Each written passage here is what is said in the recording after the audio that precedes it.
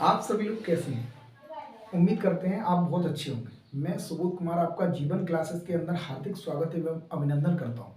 आपके बीच आज हम एक ऐसे टॉपिक को लेके आए हैं जैसे घड़ी यानी क्लॉक का टॉपिक एक ऐसा टॉपिक है कि आप इससे रिलेटेड जो कोई भी क्वेश्चन आप पे एग्जामिनेशन पॉइंट से आप पे एग्जाम में क्वेरीज देता है तो आप कभी उस क्वेश्चन को सही कर देते, कभी उसी टॉपिक को आप गलत कर देते हो।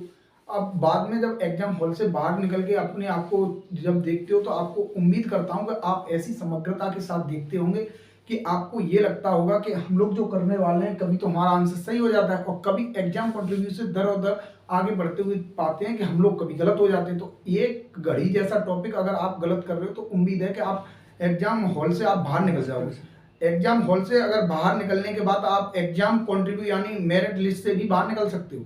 इसलिए मैं बताने वाला हूं कि घड़ी से जो कोई भी क्वेश्चन बनता है आपको 1 मिनट में समझा दिया जाएगा। आपका क्वेश्चन मात्र और मात्र घड़ी से रिलेटेड 30 सेकंड के अंदर आप आंसर देना स्टार्ट कर दो। चलिए, घड़ी के अंदर आता है कि घड़ी, पहला क्वेश्चन आपके दिमाग ब्रेन के अंदर यही आता होगा कि घड़ी हम किसे कहते हैं और इसका यूज क्यों करते हैं। घड़ी का डेफिनेशन जब भी आती है यानी समय सूचक यंत्र को क्या कहते हैं, समय सूचक यंत्र को, समय सूचक यंत्र को क्या कहते हैं, घड़ी कहते हैं। अगर आपसे यूनिक डेफिनेशन पूछी जाती है तो आपसे पूछा जाता है कि घड़ी की परिभाषा बताएं, यानी क्लॉक ऑफ द डेफिनेशन, यानी क्लॉक की जो डेफिनेशन है आप वो बताइए। तो क्लॉक की डेफिनेशन होती है समय सूचक यंत्र को क्या कहते हैं, घड़ी कहते हैं। समय सूचक यंत्र को क्या कहते हैं, घड़ी कहते हैं। अब घड़ी की बात आती है तो घड़ी कितने प्रकार की होती है। बेसिकली अगर आपसे पूछा जाए तो घड़ी 2 प्रकार की होती है दैनिक क्रियाकलापों के अनुसार। अगर आपसे पूछा जाए आपके दैनिक क्रियाकलापों के अनुसार घड़ी कितने प्रकार की है, 2 प्रकार की। अगर आपको समष्टिकृत कर लिया जाए, सभी प्रकारों को काउंट कर लिया जाए तो घड़ी 3 प्रकार की हो जाती है। नंबर 1 पर आता है एनालॉग घड़ी, यानी एनालॉग घड़ी वह घड़ी होती है, एनालॉग घड़ी। और नंबर 2 पर आती है डिजिटल घड़ी। कौन सी घड़ी, डिजिटल घड़ी। और नंबर 3 पर आती है पेंडुलम घड़ी। कौन सी, पेंडुलम घड़ी। अच्छा, हम लोग बात करने वाले हैं कि घड़ी यानी समय सूचक यंत्र को क्या कहते हैं, घड़ी, और घड़ी को ही क्या कहते हैं इंग्लिश में, क्लॉक।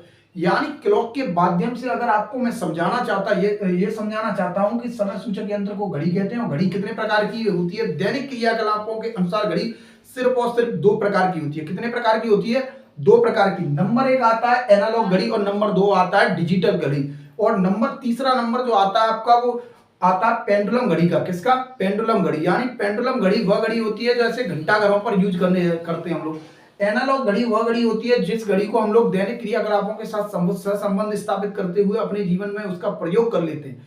जैसे आप अपने घरों में देखते होंगे तो एनालॉग घड़ी है जिसमें 1 2 3 4 से स्टार्ट होकर 12 तक चली जाती है। कितने तक, 12 तक चली जाती है। अगर डिजिटल घड़ी की बात करते हैं तो आप रेलवे स्टेशन पर जाते होंगे तो एक समय आपको ऐसा नजर आता होगा, लिखा हुआ, जरा बोर्ड पर देखिएगा।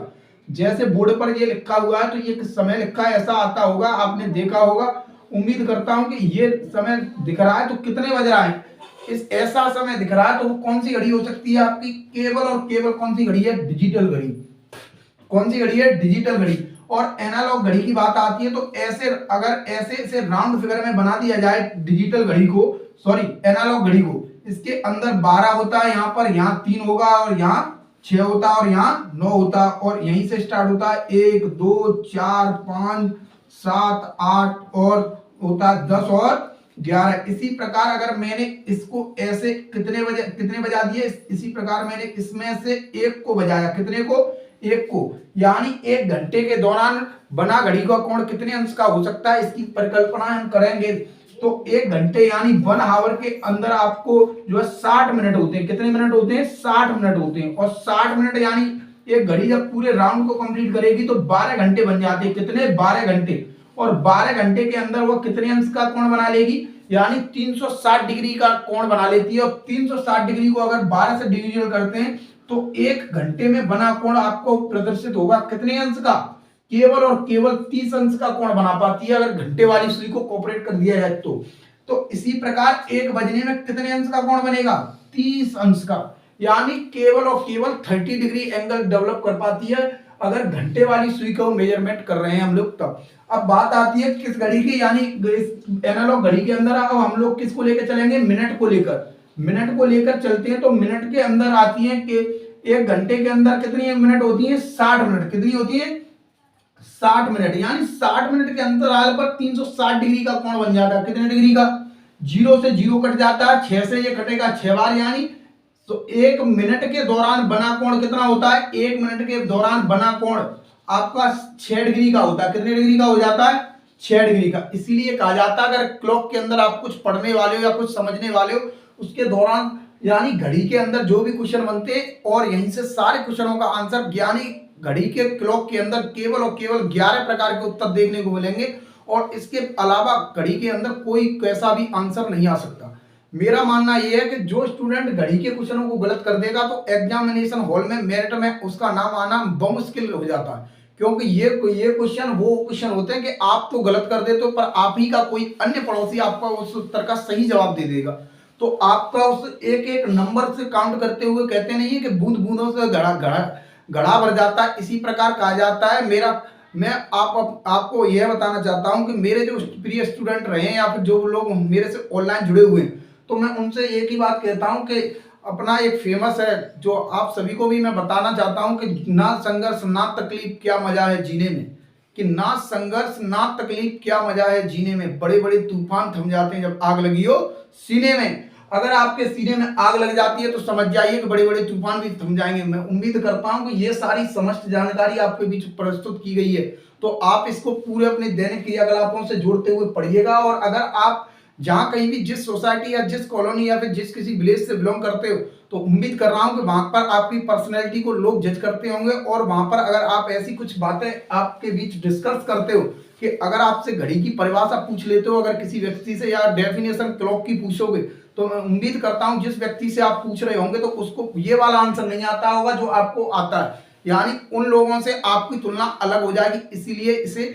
आपको पढ़े लिखे का दायरा में घोषित कर दिया जाता है। मैं उम्मीद करता हूं कि घड़ी की परिभाषा अगर किसी व्यक्ति से तुमने पूछी है तो उसको पानी पिलाने का काम हो गया, ये समझिए उसके हालात गंभीर यानी वेंटिलेटर जैसी स्थितियों को पैदा कर देता है। इसीलिए जो आप लोग पढ़ रहे हैं, पहले जो आपका जो घड़ी यानी टॉपिक का नाम रखा गया वो किसी न किसी पूरे चैप्टर को पढ़ने के बाद उसका निष्कर्ष यानी कंक्लूजन निकाल के क्या नाम रखा गया है, घड़ी।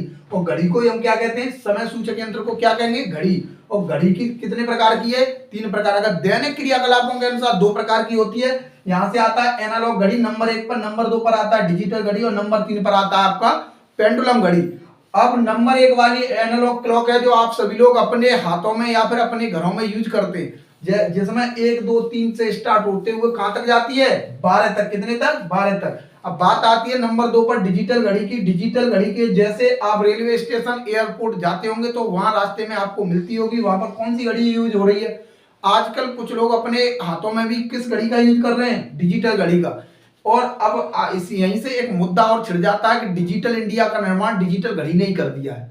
ऐसा देखने को मिलता है कि नरेंद्र मोदी ने पहले डिजिटल इंडिया का शौक लाने के लिए, क्योंकि डिजिटल लोगों का इस्तेमाल करना स्टार्ट कर दिया, मोटो इंडिया का डायरेक्ट लोगो डिजिटल पर काम कर रहा है। इसीलिए कहते नहीं है कि भारत बदल रहा है, तो भारत के अंदर की तकनीकें भी डेवलप कहीं ना कहीं कर रही हैं।